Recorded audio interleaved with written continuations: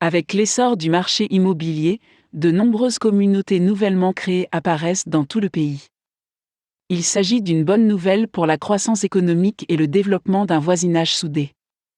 Chaque fois qu'un complexe de nouveaux logements est dédié, les villes voisines voient un pic significatif de commerce. Imaginez à quel point il est pratique pour de nombreuses personnes de vivre à proximité de leur lieu de travail et de leurs achats réguliers. Il y a des centres commerciaux, des épiceries, des médecins, des écoles, des églises et toute une série d'autres lieux de rassemblement à une courte distance en voiture. C'est la quintessence de la banlieue. Les personnes qui ne veulent pas voyager loin peuvent trouver tout ce dont elles ont besoin à quelques kilomètres seulement. Dans tout le pays, des groupes de nouvelles maisons sont construits avec ce même modèle en tête. L'idée est que si vous restez près de votre maison, tout finira par se construire autour de vous.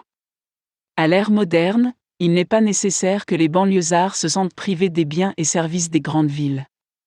Si un produit n'est pas disponible dans votre magasin local, vous pouvez facilement le commander sur Internet. De la même manière, nous restons tout connectés en tant que voisins, que nous soyons à quelques pâtés de maisons ou à des centaines de kilomètres les uns des autres.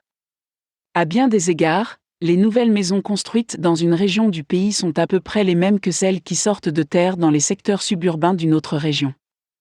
Elles servent de point de connexion de style de vie entre des personnes qui vivent dans des endroits complètement différents.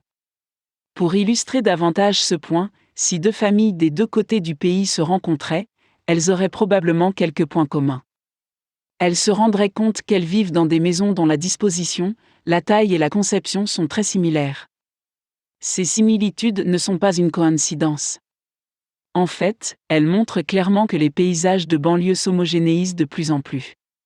Si les maisons neuves et les quartiers se semblent attrayants, on peut se demander quel est l'intérêt de vivre dans des environnements aussi contrôlés.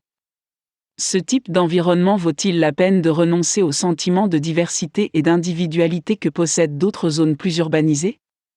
C'est à chaque personne ou cellule familiale de prendre cette décision.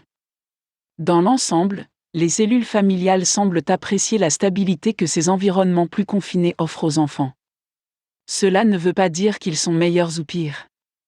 Cela dépend simplement de la personne qui évalue l'environnement et de ses critères.